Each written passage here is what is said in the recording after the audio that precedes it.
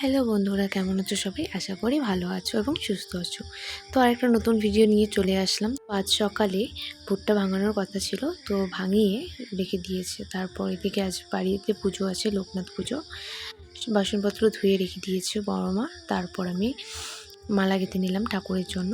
এদিকে দিদা নারকেল পুরোচ্ছে, এদিকে ভোগের তরকারি বানানো হচ্ছে, আর এদিকে ভাই খরচা এনে দিল। তারপর ঠাকুরকে স্নান করিয়ে 5 রকমের ফল ধুয়ে নিলাম, থালাতে গুছিয়ে নিলাম। এরপর এদিকে ঘষে এসেছিলো, দুধ দিয়ে গেল। এদিকে দিদা হচ্ছে আটা মাখছি লুচির জন্য, আর এদিকে নারকেলের নাড়ু বানাবে। তারপর ফল বানাতে বসে পড়েছি।